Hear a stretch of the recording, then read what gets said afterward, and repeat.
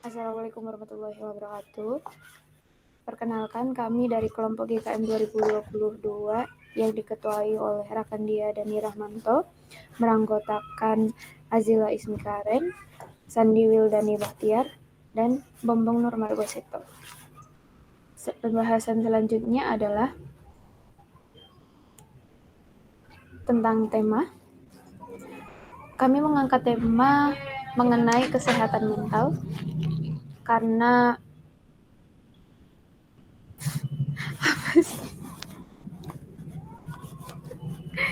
nanti tolong ya editor siapa sih? Sandi aja lah.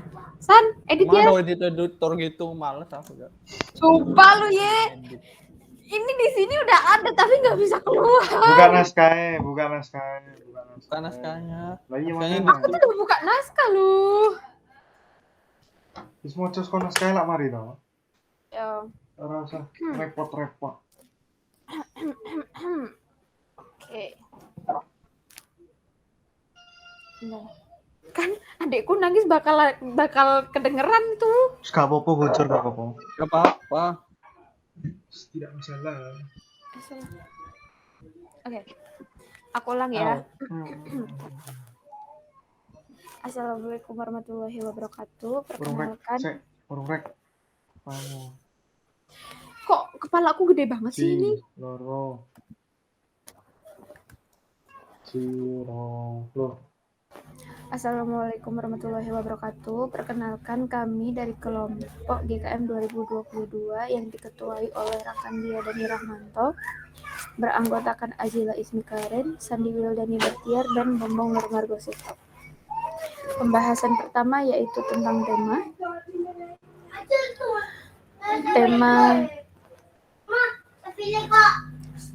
kami yaitu tentang kesehatan mental karena didasari oleh ide-ide setelah kami melihat lingkungan sekitar sehingga kami mengangkat tema kesehatan mental ini.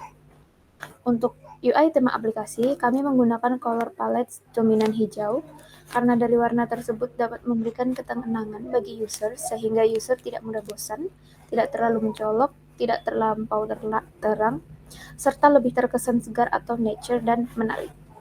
Dan pembahasan selanjutnya akan dijelaskan oleh rekan dia.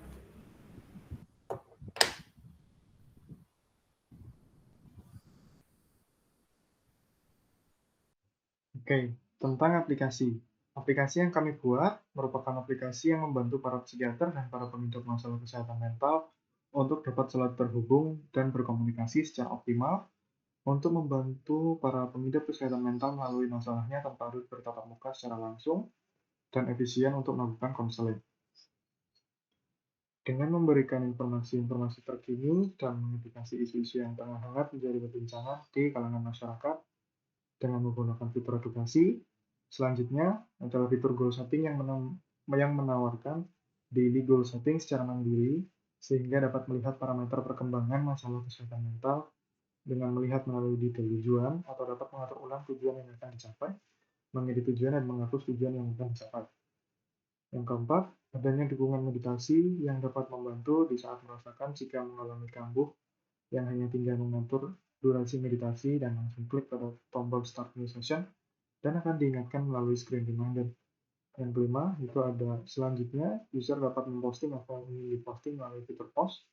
Dan yang keenam, itu ada fitur konsultasi online dengan psikiater yang dapat membantu para pengidap kesehatan mental menemukan posisi psikiater terdekat dan menjadikannya psikiater favorit atau melihat informasi psikiater beserta jadwalnya sebelum menjadwalkan perjanjian untuk berkonsultasi dan melakukan pembayaran. Oke, penjelasan selanjutnya tentang alasan kami memilih aplikasi ini akan dijelaskan oleh Bombong. Silahkan. Ya, di sini alasan yang kita pakai dalam aplikasi adalah satu, menyepelekan masalah kesehatan mental. Banyak masyarakat yang memandang sebelah mata terkait masalah ini. Dua, kurangnya informasi terkait kesehatan mental. Kurangnya sosialisasi dan demo dari pihak-pihak terkait tentang masalah ini. Tiga, tipisnya kesadaran masalah kesehatan mental. Minimnya edukasi masalah kesehatan mental di tengah masyarakat maupun di sekolah. 4. Adanya penderita yang tidak berterus terang karena malu untuk mengungkapkan apa yang sedang dialami. 5. Tidak tahu cara menyembuhkan masalah ini. Ketidaktahuan cara mengatasi masalah tersebut secara mandiri maupun dengan bantuan psikiater. 6. Penderita sering memiliki stigma tersendiri. Akibat stigma yang tidak tahu benar adanya, menambah parah permasalahan kesehatan mental yang ia alami. Baik, penjelasan selanjutnya tentang target akan dijelaskan oleh Sandi. Silakan. Oke, saya akan menjelaskan target. Pertama, target dari aplikasi kami adalah masyarakat luas, khususnya yang sedang memiliki masalah kesehatan mental di segala umur. Selain itu, kami juga menargetkan ke khalayak umum, walaupun tidak memiliki gejala tersebut. Tapi dengan adanya salah satu fitur seperti mediasi, helper sangat membantu untuk merelaksasikan pikiran maupun kesehatan mental. Next.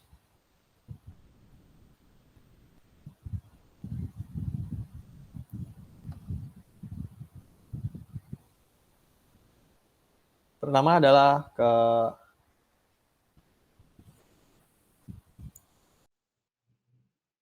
yang selanjutnya adalah advantage dari aplikasi kami.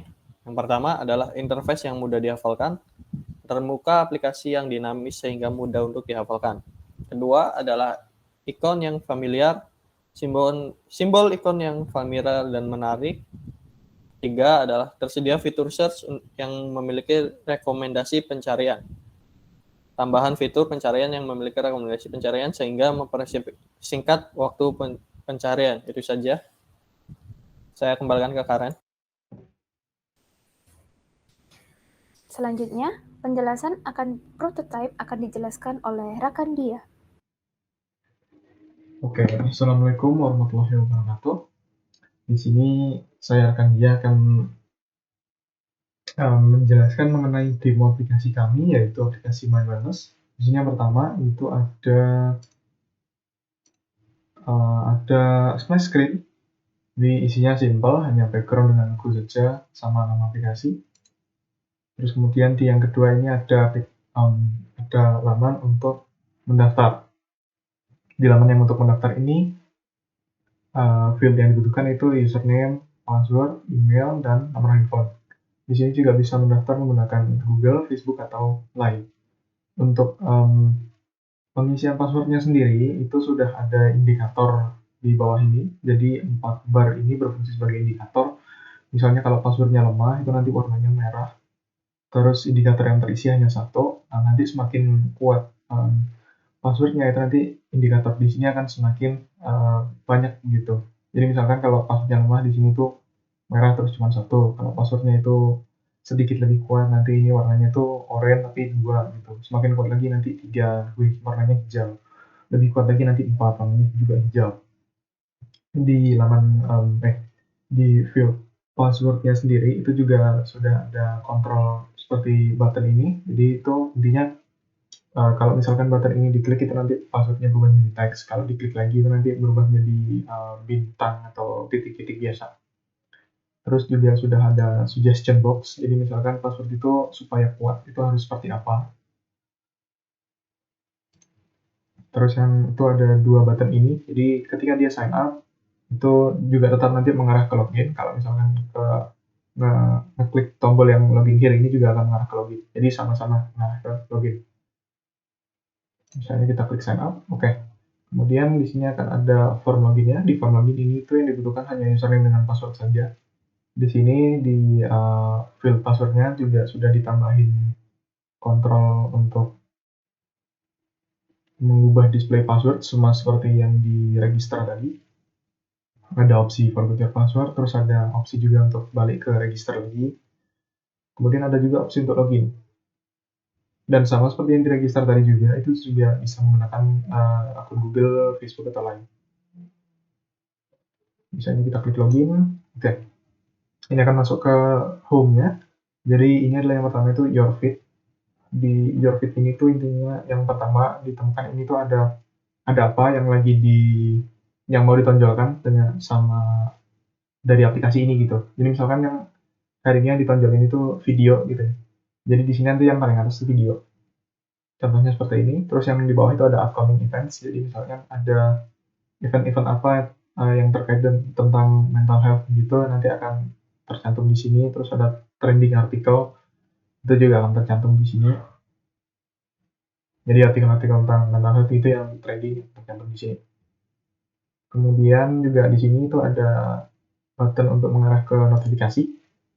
Nah, di button notifikasi ini juga sudah dipisahkan, jadi notifikasi hari ini apa aja, notifikasi yang kemarin apa aja, notifikasi yang seminggu yang lalu itu apa aja.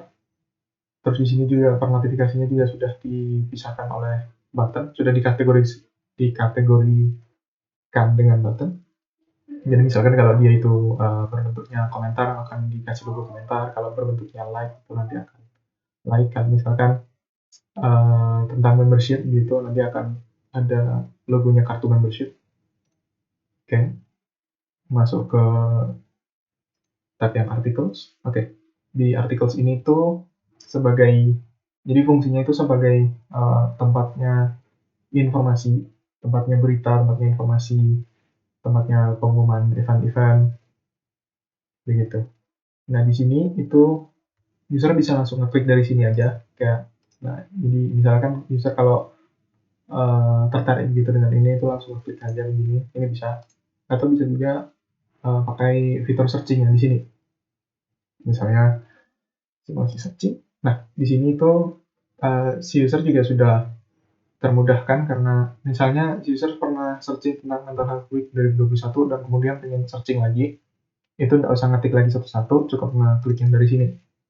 Kalau misalnya mereka mau ngetik, itu nanti ada semacam sistem rekomendasinya. Jadi sistem rekomendasinya misalkan seperti ini. Untuk halaman hasil searchingnya nanti akan seperti ini. Jadi tadi itu kan searching tentang sosial. Kemudian kalau di halaman hasil searchingnya akan seperti ini. Sosial, terus nanti di isi-isinya ini hanya yang mengandung data sosial saja. Misalnya diklik lagi, sama aja kurang lebih. Terus kemudian masuk ke fitur yang kedua, itu fitur mencari psikiater atau get psychiatrist. Di sini yang pertama itu ada fitur get psychiatrist by map, jadi tinggal melihat map saja. Ini bisa ditanda-tandai. Jadi misalnya jadi misalnya di sini ada 2 gitu ya. Terus sama user yang dipilih itu yang ini gitu. Nanti akan keluar yang ini. Jadi di sini itu nama dokternya siapa, terus nama jalannya apa. Terus di sini juga ada pilihan untuk detail sama pilihan untuk memfavoritkan psikiater. Jadi langsung kalau misalkan mau lihat detail psikiaternya langsung dari sini bisa, seperti ini. Atau juga bisa manual search. Di searching ini intinya nanti akan ada list berbentuk kotak-kotak gitu dari dokternya. Kalau misalnya mau research juga bisa. Nah, seperti yang di artikel tadi, itu user juga termudahkan kalau misalnya mau searching dokter tanpa harus ngeklik ulang. Jadi tinggal pilih dari sini. Jadi ini tuh intinya kayak semacam historinya gitu. Dia pernah searching apa, dia tinggal klik lagi untuk memudahkan. Kalau misalkan di searching, itu sama seperti yang di artikel tadi juga, ada sistem rekomendasi. Untuk hasil searchingnya itu misalnya dia tadi ini cuma searching DR titik gitu aja. Nanti yang keluar ya cuma yang ada tulisan DR titik gitu aja. Misalnya mau milih yang ini, Dr. Azila Ismekaran. Ini akan keluar foto dokternya, akan tetap ada opsi untuk memfavoritkan si psikiaternya. Ada informasi pendek di sini, terus ada si schedule. Jadi ini tuh kayak jadwal kerja si psikiater atau si dokternya. Kalau misalnya mau dilihat tinggal klik sini aja. Jadi ini sekaligus sudah memilih jam appointment-nya juga. Jadi ini dia pilih tanggal, terus dia pilih visiting hours-nya berapa. Kalau sudah detik, itu tinggal klik continue aja. Nah, akan masuk ke ini halaman checkout. Jadi di halaman checkout ini sudah tertera harganya berapa, terus mau pembayaran lakukan apa gitu. Misalkan di sini pembayaran pakai kredit card ya, jadi card nomornya berapa, card number name-nya, expiry date, terus kemudian CVC-nya, terus juga ada keterangan we will send you an invoice to your email. Jadi kalau misalkan pembayarannya itu selesai diproses, nanti juga akan terkirim ke email. Kalau terus misalnya sudah yakin nomor-nomor di sini benar semua, bisa di check out. Nanti klik check out, itu akan ada animasi seperti ini, processing. Ketika sudah selesai akan ada screen thank you, terus kemudian kembali lagi ke sini. Kemudian fitur yang ketiga itu fitur meditate atau meditasi. Nah, di fitur meditasi ini di screen yang utama itu ada dua aksi, yaitu ada start new session sama ada tombol reminder. Jadi misalkan kalau diklik, nah ini akan ada semacam pengatur notifikasi gitu. Jadi dia mau dikasih notifikasi setiap berapa hari, terus kemudian ketika jam berapa gitu, untuk diingatkan supaya meditasi. Terus kemudian ada ilustrasi, ada juga rekaman datanya. Jadi dia itu minggu ini, misalkan ini minggu ini ya, terus dia ada rekaman meditasi 45 menit misalnya. Ini dia meditasi 45 menit sejam yang lalu, 23 menit ya 3 hari yang lalu, meditasi selama 30 menit di 4 hari yang lalu gitu. Kalau misalnya si usernya ini mau start new session, tinggal klik ini aja. Jadi dia mau meditasi, itu tinggal klik yang ini aja. Nah, terus di sini akan ada halaman untuk pilih topik. Jadi di sini di topiknya itu dibedakan menjadi 3. Jadi ada scenic meditation. Scenic meditation ini tuh intinya bermeditasi tapi dengan video gitu. Jadi melihat pemandangan, melihat alam.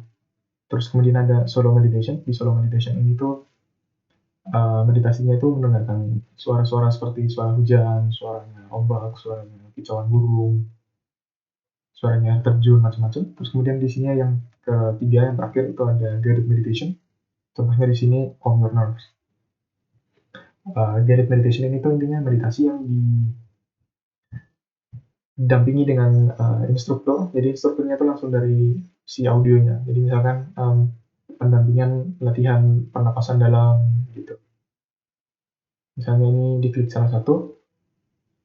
Jadi kalau misalkan mau memulai meditasi, tinggal klik aja langsung. Nah, akan langsung berpindah seperti ini. Ini tuh ada tipe meditasinya. Jadi misalkan dia tadi ngeklik yang guided meditation ini, akan tertera di sini guided meditation, terus judul meditasinya apa. Sama di sini itu waktu yang tersisa dari meditasinya dia. Terus di sini di bawah ini juga ada kontrol sederhana. Ada kontrol untuk play pause, ada kontrol untuk forward, ada kontrol untuk rewind juga. Oke. Kemudian ke fitur yang keempat itu ada goal setting atau goals. Untuk tombol yang ini itu untuk kembali ke notifikasi. Di halaman main screen-nya ini ada ilustrasi, terus kemudian ada list apa sih goals kita pada hari ini gitu. Misalnya usernya ini lagi milih hari Senin atau Monday gitu. Goals-nya dia apa aja nih? Ada talk to 500 people, ada practice 5 ada itu learn cafeteria.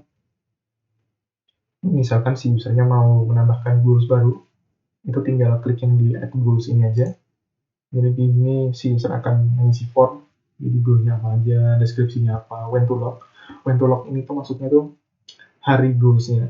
Jadi misalkan hari Senin, dia ngisinya tuh Monday gitu. Terus untuk remindernya ini tuh lebih spesifiknya itu untuk jamnya. Jadi misalkan di sini hari Senin, nanti dikasih reminder hari Seninnya jam berapa gitu. Kemudian kalau misalnya mau mengubah atau menghapus, itu harus klik salah satu optionnya. Jadi misalnya mau merubah atau menghapus yang talk to 500 people ini, diklik. Nah, di sini akan masuk ke halaman edit your goal. Ini bisa langsung ketik-ketik aja, terus bisa langsung bisa. Atau bisa juga ketika mau menghapus itu tinggal klik yang ini. Nanti akan muncul, pop-up seperti ini, pop-up konfirmasi apakah kita yakin mau menghapus atau tidak. Kalau yes, ya tinggal klik yang yes delete. Kalau tidak, tinggal klik yang selesai saja. Kemudian fitur yang kelima itu ada fitur diskusi. Nah, di fitur yang diskusi ini ada ilustrasi, terus kemudian ada kategorisasi topik-topiknya. Jadi misalkan di sini ada topik tentang gratitude atau rasa terima kasih, rasa bersyukur, terus kemudian di sini ada anxiety, ada loneliness, ada grief, macam-macam. Kalau si user ini pengen melihat postingan, jadi dia harus ngeklik salah satu kategori ini dulu. Misalkan klik yang gratitude. Nah, di sini itu bisa melihat postingan-postingan, bisa juga melakukan sorting dari yang paling baru ke yang paling populer. Bisa juga mau menulis postingan itu bisa lewat sini. Misalkan mau menulis postingan, jadi itu sesuai sama dia tadi masuk dari mana. Kan ini masuk dari gratitude. Nah, di sini nanti ketika dia menulis akan masuk ke yang gratitude. Kalau misalkan dia tadi awalnya memilih kategori yang loneliness misalkan, nanti dia akan di sini otomatis masuk ke loneliness. Kalau sudah selesai mengisi, itu akan ada submit post. Nah, misalkan di sini mau melihat detail postingannya, itu tinggal ngeklik salah satu postingan seperti ini.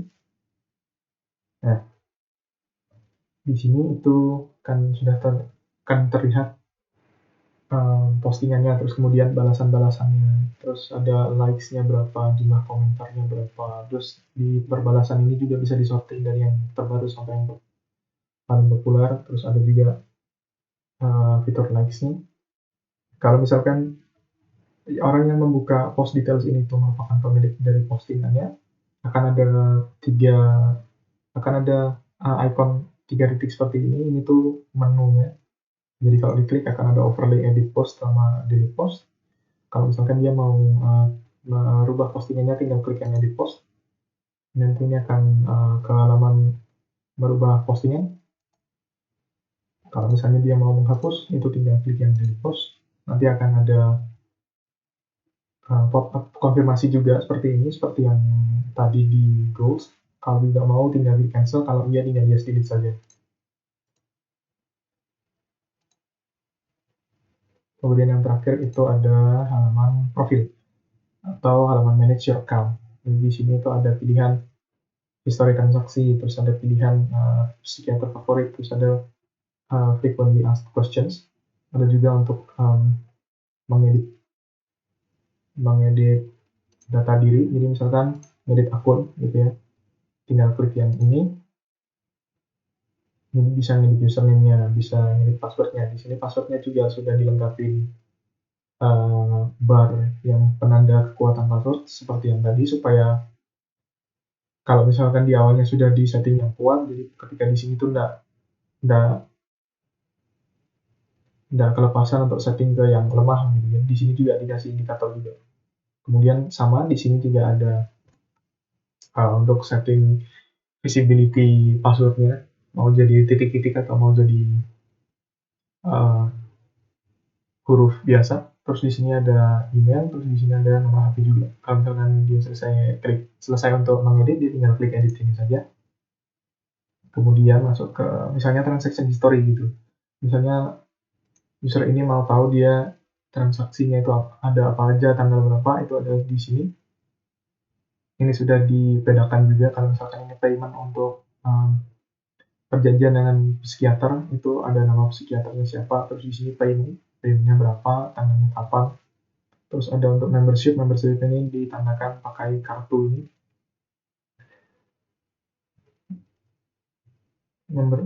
Terus di bagian yang kanan ini juga sudah ada tarifnya berapa, terus tanggalnya ini kapan. Jadi di sini misalnya tanggalnya 23 Desember 2021. Terus ada halaman yang your favorite psychiatrist atau psikiater favorit. Ini itu listnya psikiater yang sudah difavoritkan kita, bisa juga di unfavorite gitu, tinggal ngeklik ini aja. Terus ada juga halaman untuk frequently asked questions. Itu masuk sini. Nah, di sini si pengguna itu bisa mengakses frequently asked questions. Kalau misalkan pengguna itu ada yang bingung mengenai aplikasinya.